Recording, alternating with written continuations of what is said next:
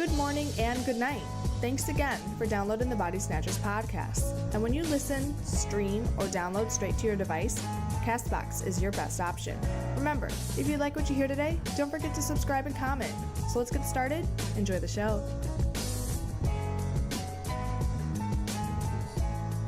All right, guys. Good morning, good night. Thank you for choosing the Body Snatchers podcast. Tino here, hanging out with Gia and Matt Dunford. How you guys doing today? Doing good. I am doing just fine and dandy. Well, actually, I'm beat from running around doing a lot of stuff because I've been a very busy man, but I'm a happy man for doing all this work. Happiness is pretty cool. Gia says it's overrated, but that's because she It is a very angry individual. But we love her nonetheless. So, Gia, would you like to give a proper introduction? Alrighty, so this is Matt Dunford. He is one individual of many individuals that did you just brush your hair on the fucking stream? I mean, it's good hair. It is good hair. All right, so we're actually going to be talking to Matt today about a awesome convention. What year is it on? It is our 7th year. Seventh year. So down here in San Diego land, they have a comic fest that I actually went to last year for just a couple hours, and it was pretty good. So he's they're getting ready to have the next one over this next month, so we just figured we would bring him on to kind of talk about the things that go into running a convention, like considerations they have to take. And he's drinking with his pinky out. He's SpongeBobbing it up. That's the only way to drink. When in doubt, pinky out. Every When in time. doubt, pinky out. Lock it up. So Okay. yeah, Sounds here we interesting to go. me. So 7, huh? You've done 7 of these things, or it will be 7, you said? This will be the 7th year of San Diego Comic Fest, which some people are like, don't you mean Comic-Con? I said, no, I mean San Diego Comic Fest. The thing about San Diego Comic Fest is some say, wait, so you're the anti-Comic-Con? I said, no, we are not anti-Comic-Con. Our event was started by the same guy who founded San Diego Comic-Con way back in 1969, but it's an event that brings the convention back to its original roots. Now, I absolutely love San Diego Comic-Con. I've been going for 25 years now, and I always take the week off. It's Oh just a man, wonderful Dunphy. thing.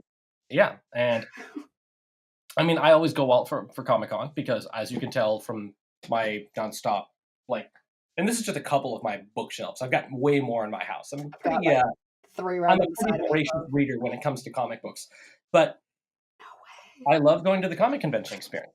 And San Diego Comic Fest was started by Mike Towery and the late Richard Alf, who were the original founders or co-founders of San Diego Comic-Con. So when you look back to the origins of Comic-Con, you look back to 1969, when Mike was just a 15-year-old kid saying, I wonder if there's other people out there who like comic books. So he, of course, says, yeah. So he goes to the local magazine store owner, a guy named Richard Alf, and he asks, hey, Richard, do you think you could help us put together an event for people who like comics? Yeah, sure. And so that was the result of that was the first San Diego Comic-Con. And then the event exploded and became this maelstrom of 250,000 people. Pop culture status. So if you guys have not noticed already, Matt is what I like to call comic book historian. Like, you could literally ask him any question about pretty much any comic book and he will have the answer for you either off the top of his head, or he'll probably just pull out his giant man thing from his shelf and show you by the book what things say. The judge says I'm not allowed to pull out my giant sized man thing anymore. Oh, well, I love people. I did see a picture of it and it was nice. And we're talking about an actual comic book, guys, just to be clear. We are? Yes. Oh. Somebody's getting. But no, I was once branded the world's youngest comic book historian. And, I do a lot of comic book stuff. I'm very active in the comic community in San Diego. But San Diego Comic Fest came out its inception came during the 2009 Comic-Con, which was the 40th Comic-Con. So they brought back together all the OG founders of San Diego Comic-Con who'd gone their separate ways. And they just thought to themselves, this is such a good time getting everyone to hang out together again. What if we were to do an event like the olden days, where it's just a small, intimate atmosphere where we get to talk and chat with these legendary comic creators? And wouldn't that be cool? So 3 years later, in 2012, the result was San Diego Comic Fest. And so I attended the first couple of years as a fan, and it's like, for me, it's like, it's still a convention taking its baby steps. The idea is there, but the execution could be done a little better. But they still had a pretty great eclectic bunch of heavy hitters. I mean, their guest of honor the first year was Murphy Anderson, the artist of the first issue of Justice League. That's pretty wild. So he was a pretty heavy hitter guy. And then you go up in year 2, their guest of honor was Larry Niven. Year 3, it was Neil Adams. So it's getting up on board on things. And so by year 3, I joined as a volunteer, and that's when I started helping out Comic Fest and to really bring it to the level it needed to be as a comic convention, because because there is a great convention in there. I said it just needs to be brought out. So year 1, taking your baby steps, are like, then 2, learning to walk. Year 3, picking up speed. And then by year 4 was the year where San Diego Comic Fest became the convention that it needed to be. Okay. And then I said, okay, it's a perfect convention now. Let's move beyond perfection. So year 5, we take it up another step. And that's when I was invited to be the chairman of Comic Fest, because I had helped out so much. And I was like, wow, really? I mean, I'll take it. And that was the year where we celebrated the centennial of Jack Kirby. And it was actually a tricky thing that weekend, because we were pitted up against, I think, at least 9 other conventions that weekend. And still we attracted 2,500 people. We were going on the same weekend as Long Beach Comic Con. And so we did a 4-day weekend convention.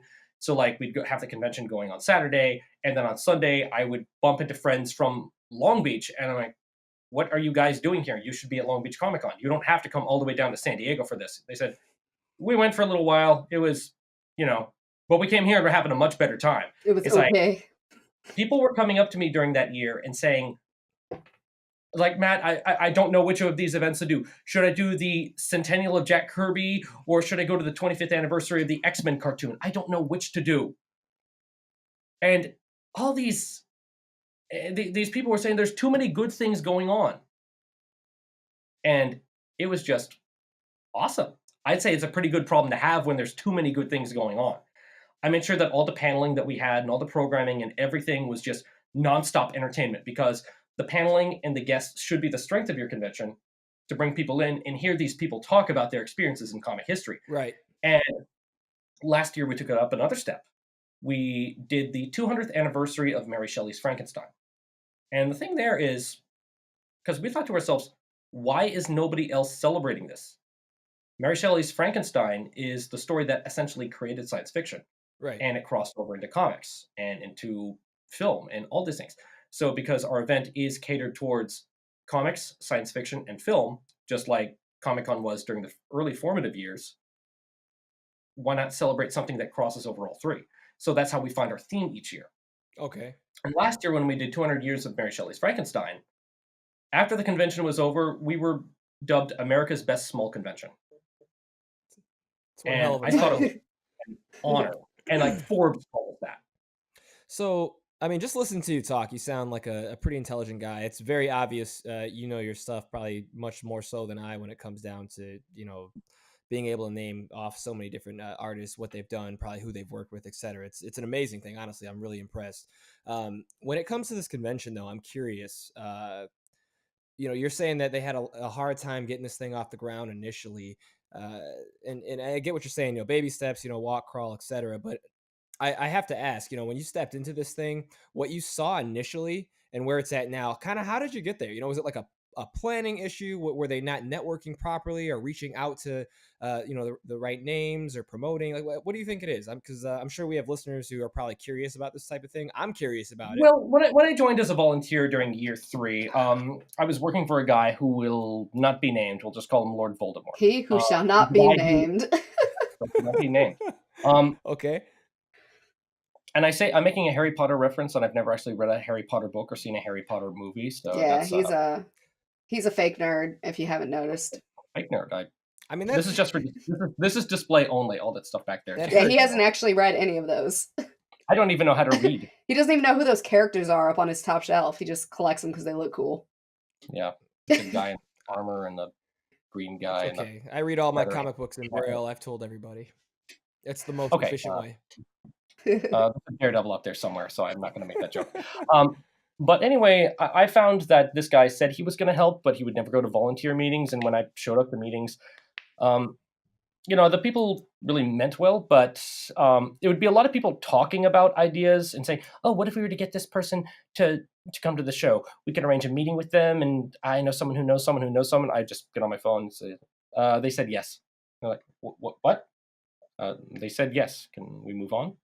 And they said, "Well, what if we were to do this idea? It's done." Wait, what? I just believe in getting stuff done, not sitting around waiting for stuff to happen or arranging meetings weeks and way. It's like get stuff done, and so that way you don't have to worry about it and just keep moving forward, and realize that there is a great community here in the city of San Diego. In fact, I think we have the best comic book community out of any city in the entire world. The thing is, people just think it just dries up when San Diego Comic-Con goes away. No, it's still here. Right. It is still here, and it is It still is. active and thriving and wonderful. We have all these great stores, great libraries, great like everything. So many talented creators. We have events going on in this town like every night. And all you have to do is just unite everything together into one place. And not so much to the degree of San Diego Comic-Con of 200,000 people, but to the degree where it's the small, intimate convention where you still have control over things. Right. And that's really how you do it. It's just about bringing everything together. So I just chose to bring everything together. And of course, each year the convention is never going to be the convention experience I want it to be. So that's why I always strive for better, strive for stronger, improve things. And this year our theme is 50 years of the moon landing, a topic that spanned across comics, science fiction, and film. Yeah. When you look at the 50s and 60s, everything was completely just driven by the space age. We were channeled by that moment of just moving things up and beyond into the stars. Everything from the Jetsons, even the Silver Age of comics, which a lot of people say arguably began with Fantastic Four issue 1 when they went into space, got their powers, and everything was pretty much just fueled by space travel. Right. And that was the moment where science fiction became science fact. We have done it. We have gone to the stars. And so that should be a moment that should be celebrated. And now our guest of honor this year is Sergio Aragonés. And I don't think there's a man alive who would not admit that Sergio is the world's greatest living cartoonist. Now into his 80s, I mean, the man will be celebrating his 60th year at Mad Magazine with us. So, can you give a little bit of a background on Sergio for the listeners and viewers that may not know exactly who he is? Okay, so if you're not familiar with Sergio Aragonés, the man has contributed to every single issue of Mad Magazine since 1959. Except for one, there was an issue with the Mail. And Sergio was born in Spain, but during the Spanish Civil War in the late 1930s, his family moved to Mexico, and he grew up in Mexico. And basically, before he even learned how to crawl, Sergio was taking crayons and drawing all over the walls and drawing and drawing and drawing. He just loved to draw. So he started drawing just nonstop. He would draw throughout kindergarten. He would draw in his preschool, in his first grade years. He just loved to draw. And he kept getting better and better and better at it. And he got really good. And he went to an architecture school in Mexico City where he learned, of course, to draw buildings. And he learned to draw buildings really quickly. But, of course, he had this architecture degree, but he still had an ambition to be a cartoonist. So he said on a whim, I'm leaving Mexico City and I'm going to go to New York. And this year was 1959. He goes to New York City with $20 in his pocket and a briefcase full of drawings and the clothes on his back. And that's it. So he goes to the New Yorker. They look at his stuff and they said, it's not the intelligent stuff that we like. You're you're too goofy for us. So go to Mad Magazine. Goofy. And then he goes to the New York Times. He says, you do gag humor. We don't really go for that here. We're too intellectual. Go to Mad Magazine. So he goes to all these newspapers around New York, and he finally just says, and they keep rejecting him. And finally he goes to Mad Magazine. And, of course, he doesn't speak English. So he goes to Mad Magazine, and he asks for a cartoonist named Antonio Prohias, because he knew he was from Cuba. Right. And Prohias, who is the cartoonist of the strip Spy vs. Spy, he welcomes in Sergio with open arms and says, "Oh, brother, come in.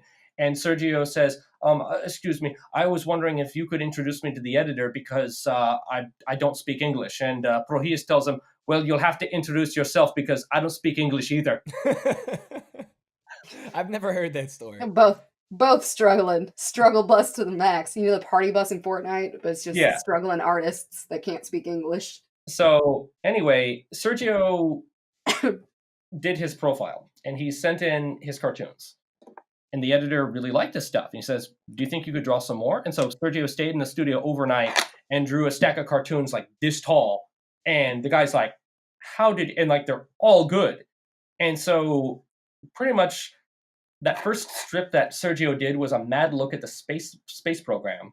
Oddly enough, it fits our theme too. And he has been at Mad Magazine for 60 years.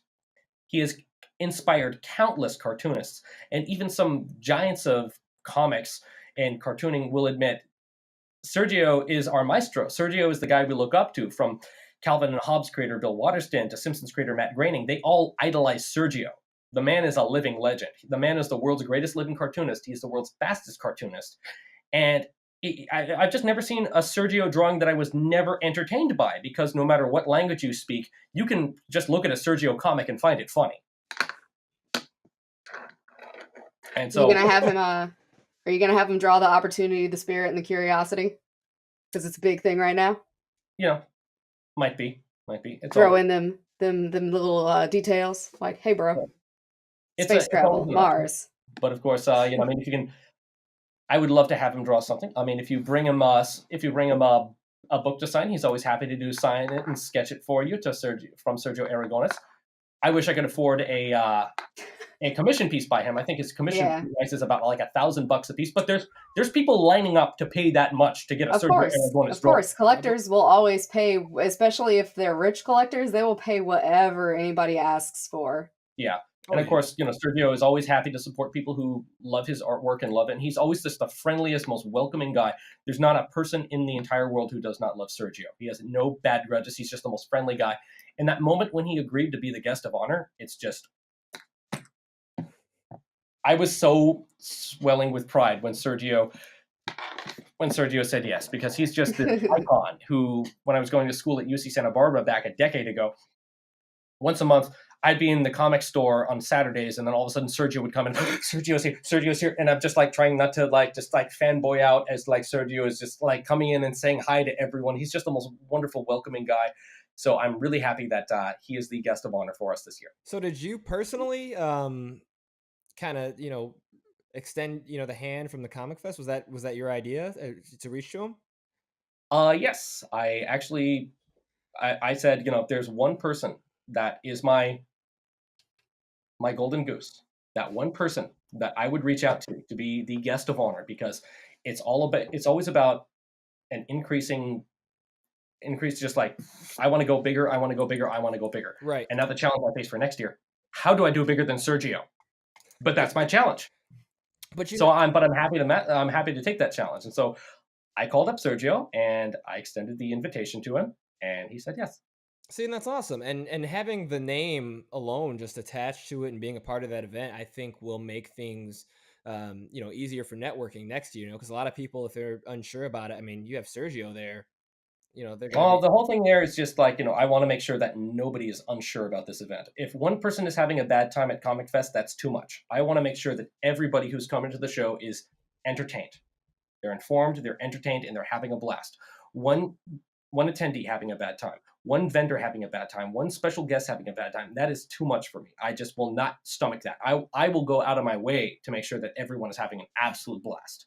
And see, that was another thing. So I have not tabled at a convention yet, and I was actually looking forward to reaching out about Comic Fest. But me, I'm a procrastinator, or sometimes I just flat out forget. I forgot what the dates were for Comic Fest until it popped up on my newsfeed. And I was like, holy crap, yeah, that's coming up. And I reach out to Dunford, and I'm like, hey, bro, what about them tables? He's like, yeah, they're already sold out. And I was just like, no. The thing about us being a small and intimate convention is that while we do have vendor space for more than 60 artists, it fills up so fast. For exhibitors in the exhibit hall, we have plenty of room. It fills up quick because, once again, we are an intimate convention, and everybody wants to be a part of it. And especially with our artist alley table, I mean, I don't like these big conventions just doing these huge exorbitant prices for artists.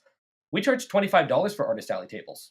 We would do it for free, but honestly, there have been some cases where people sign up and then are a no-show. So, like, I think $25 is just enough that solidifies. Yeah, it's like it's So kind of it's like the rehoming fees when you look at like Craigslist or other places when people are like trying to find a new home for their pets. A lot of times when you attach a monetary value to something, they're less likely to abandon whatever they've signed up for, or in this instance, they're less likely to just like like a pet, they're less likely to just dump it out on the street. Like, oh, I paid money for whatever it is, and you know they're going to probably stick to it a lot better than if it was free. And so anyway, like, at this event, but of course, we're more than just Sergio. We're more than just the Mhm. 50th of the moon landing. We have a bunch of wonderful guests that come to our show and really love things. Is it okay if I chat about them? I don't care. I'm not against it. Well, normally in recent years, well, I've seen, He's pulling up his whole Excel spreadsheet of all the guests that are about to be there. actually, it's on the website. It's in a more presentable. Oh, I'm We have sorry. we have a special Golden Age comics guest. There's not a lot of folks from the Golden Age of comics still around, so we're very happy to have Mr. Alan Bellman with us. He used to draw Nice. Captain America in 1942 after Kirby left the book. Jeez. I mean, like I said, I think there's less than 20 people who drew comics from the Golden Age still with us today, so I am very appreciative. And he is still Mhm. active in drawing, and Alan Bellman has quite a bit of energy for a man in his 90s, too. We also have our science fiction guest of honor, Mr. William Nolan, who co-wrote Logan's Run back in the day. He's authored more than 2,000 pieces of fiction, and he still keeps going into his 90s. And Nice. he's won just about every single award that science fiction can offer. And so happy Man, to have him. if I could cosplay into my 90s, you know how like awesome I'd be at life. Just like, oh, I'm still going, guys, with my old crickety back and knees, just being old lady Agnes for real. Oh, yeah. And normally, when I look at the role of convention organizer and doing a convention, I don't put my personal fanboy forward. I do what's for the benefit of the community, something that Which everyone just will love. happens to fit your fanboying. But I found one celebration that does fit my personal fanboy, and one that the entire community will, I think, will get behind as well. It's the 25th anniversary of Spider-Man the Animated Series, which is my all-time favorite cartoon. I mean, I guess that's cool. It is. It's pretty That's cool. pretty It is very freaking cool. amazing. I'm not So gonna lie. Yeah, it's pretty showrunner fracking John cool. Pepper, who was the producer, head story writer, lead editor, and just about everything on this book, is joining us at Comic Fest once again. This is his 4th year, but now we get to celebrate Spider-Man at 25. Nice. And we get to do some very cool stuff for it. So we're doing a lot of Spider-Man the Animated Series look backs on. And of course, one thing that's really brought Spider-Man back into the light was the success of the Into the Spider-Verse movie. Now, Yes. I absolutely love this movie. Like I mentioned, I even cosplayed as Hobo Spider-Man from it. Yes, It was yes, he did. fantastic. But if you saw that movie and you were a fan of the Mhm. 1990s Spider-Man animated series, you might notice that the plot of that movie looks kind of familiar. A little bit. It's actually pretty much A little bit. It's taken from the final 2 episodes of the Spider-Man animated series, Spider Wars. So John is going to be doing a panel called The True Origins of the Spider-Verse, talking about the Spider Wars finale, the final episodes of Spider-Man the animated series, and how that actually created the Spider-Verse. I would Nice. kill to be there for that. You have no I'll idea. just send you a live stream of it, Tino. It's cool. It's cool. Man, yeah, no, I'm a huge fan of that, and that hurts. But I am super excited for you. Man, Yeah. God, that sounds awesome. And of course, let me quote Billy Mays. But wait, there's more. There's more. There's some very special animation guests that I'm happy to bring on board. These guys, the 3 Tuners, they are legends of animation. No stranger to San Diego Comic Fest. He's been coming for the past couple of years. Animator Mr. Willie Ito. He is well known for being the creator of Hong Kong Phooey. He also animated the spaghetti scene in Lady and the Tramp. And Kissing dogs. yeah. Dogs, And so kissing dogs. he was there in the heyday of Hanna-Barbera and working with Walt Disney, and he's also brought some friends on board for it. He's bringing on Tony Benedict, who's worked on Hanna-Barbera shows such as Flintstones, Jetsons, Top Cat, Huckleberry Hound, Yogi Bear, Magilla Gorilla, and another friend of his, Mr. Jerry Eisenberg, who's also worked on Wacky Races, Super Friends, Johnny Quest, Friends. Shows, like. It's like these guys are still around, and you can talk with them about it, like Bill Hanna and Joe Barbera and the cartoons coming out in those eras. which is super amazing. But I'm just gonna say I was not a fan of Super Friends because they did my man Aquaman dirty in that show, like so dirty, They and it did. just makes me mad anytime I like, But like if I have to see another meme where like Aquaman's caught up in some like Coke bottle tabs, I'm gonna be angry. Like just one more. But Yeah, aside from that, like those are all really good things. Aquaman gets a bad rap He because like does. you look at the nature of Aquaman comics. I mean, Aquaman was like Black Manta was like killing Aquaman's son during an era where Joker was throwing pies in Batman's face. Yeah. Yeah, Aquaman, he's a heavy hitter, but it's like especially I love those old Nick Cardy Aquaman books, but he was done the wrong way. But you have to admit, even if you don't like it, the Super Friends really brought these characters into the light.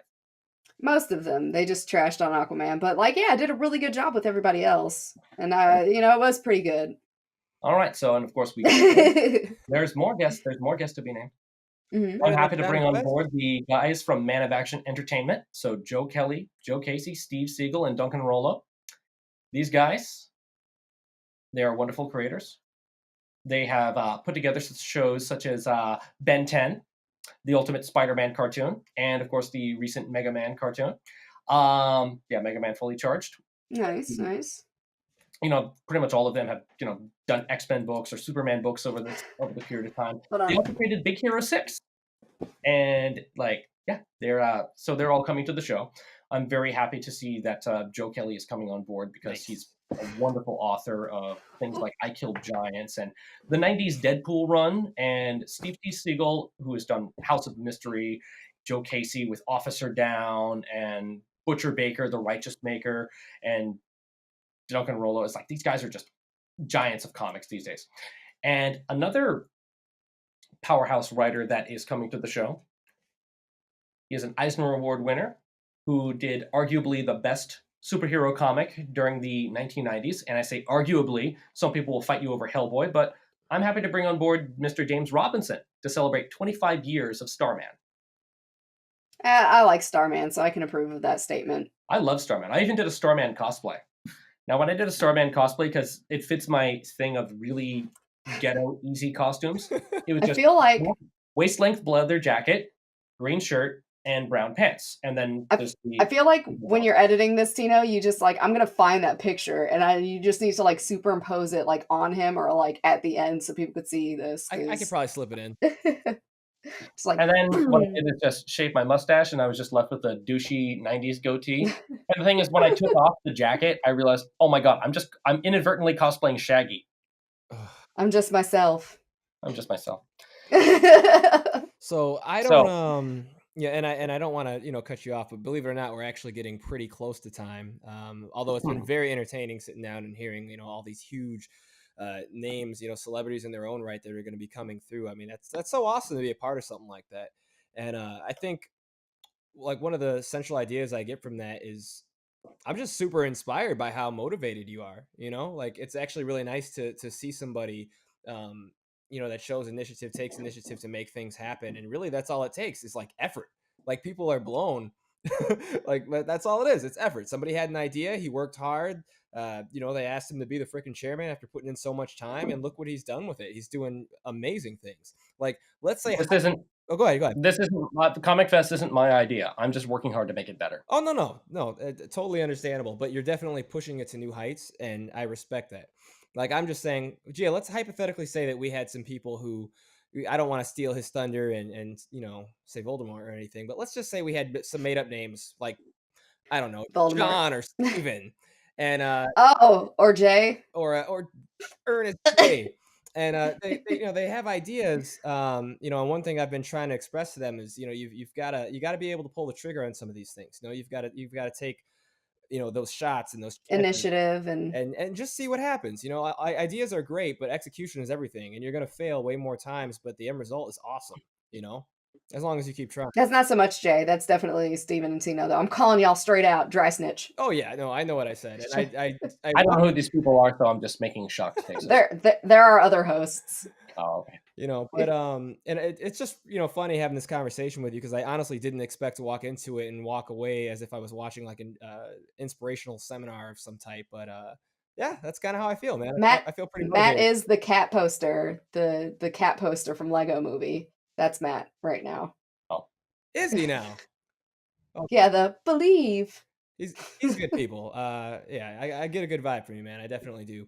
Now, since we're almost out of time, like we're down to like the last 3 minutes or so, you'll have to act quick. But let's just pick your brain a little bit sure. for fun. So I mean, out of all this stuff, who are like your top 3 favorite guests? This year, let's see. The guest that I'm really looking forward to, like Mr. Floyd Norman, who spent a decade working with Walt Disney. He was the first Black animator at Disney Studios. He's been working with them since 1956 on Sleeping Beauty. He's always a wonderful guy to be there with us. Looking forward to really Shannon Wheeler, the creator of Too Much Coffee Man. He is just an eclectic, wonderful entertainer who's gone from way back in the day. He was shooting bullets into his own Xeroxed copies of his own comics that he was selling just out of the back of his car. And now he's at the New Yorker. So if you're interested in telling that story, that's a happy to hear it. And then, of course, I got to go say with my boy John Semper. He has always been a pleasure to deal with, and he knows I'm the biggest fan of the world of the Spider-Man cartoon. And he always takes time for every single fan. But the thing is, everybody who comes to the show is a nice person. Everyone is wonderful. Everyone is great. And I'm so happy that I put this together and that everyone who goes to the show is saying, all your special guests were so nice and they were so wonderful. I never had anyone who didn't want to hang out with me or shrug me off, or no one was in a hurry. Everyone goes at their own pace and everyone has a great time. Respectable answer. I'm with that. God, I wish I could go to this thing. I'm so jealous. Gia, we got to set it up next year. I would really love to attend. We'll have to work it out ahead of time. Yeah, so make sure you check us out Definitely. at San Diego Comic Fest at www.sdcomicfest.org. Yes, and I will get a table next year and force you to be my slave labor selling stuff. I can only be a half slave. Oh, well, yeah, but all of us, we're all mixed babies, by the way. Hey. Oh, All yeah. 3 of us. Mixed Kids Club, hey. Works for me. I'm with it. I'm with it. Oh man, I have so many questions. I was just so interested today. How about this, just for the hell of it? Your 2 favorite superheroes and why? My 2 favorite superheroes? Well, I've always been a big Spider-Man fan ever since I was 6 You say years old. Spider-Man. I basically learned to read on Spider-Man comics. I learned basically, like you can see, my room is nothing Spider-Man, Spider-Man, Spider-Man, Spider-Man, because Peter Parker was a relatable hero. Yep. And of course, on November 19th, 1994, that was the moment where my Spider-Man fandom went into overdrive with the premiere of the Spider-Man animated series. Here was a guy who had problems. He was flawed, but he still fought to do the right thing. He used his brain. He didn't use his fists. And now to come together and actually celebrate this moment of 25 years of that cartoon, that just works so well for me. And then if I were to say... I'm going to cut in just for a second. Spider-Man is also one of those people that, like, yes, he does use his brain instead of fighting, but he also pulls his punches because he realizes just how strong he is, and he doesn't, like, actually want to hurt people when he's trying to take them down. You mean like in, what was that? Spider-Man, Superior Spider-Man, where Doc Ock took over his body and hit... Oh, yeah, and like punched someone straight through the face and then realized that and ripped his freaking jaw off. Yeah. Well, I mean, that was a different motif of things, but it came with its consequences. And my number 2 favorite hero, I have to say, Daredevil. Daredevil is a hero that no matter how bad you beat him up, he will get back up and he will prevail again. He's a guy who, no matter what, because I like the characters that can always rise back up on their feet, and he is definitely one of them. I love it. So, all right, guys, we are at time. Thank you for choosing the Body Snatchers podcast. I'm going to post, attach links for everything. In fact, Matt, if you can send all the information over to Gia, I want to post links for, just the con and anything else you'd like. I'm going to have everything just lined up. I, want to make sure if we can help drive any traffic or at least awareness to it, I'd love to be a part of that. Of course, and I really do appreciate it. Oh, man, no problem. It's been an honor talking to you. Seriously, I really enjoyed this conversation. It's been an absolute pleasure. So, like I said, guys, bodysnatcherspodcast.com. We're on all forms of social media. So find us on YouTube, Snapchat, Instagram, Twitter, all the fun stuff. And have a good night. Have a good night. Bye.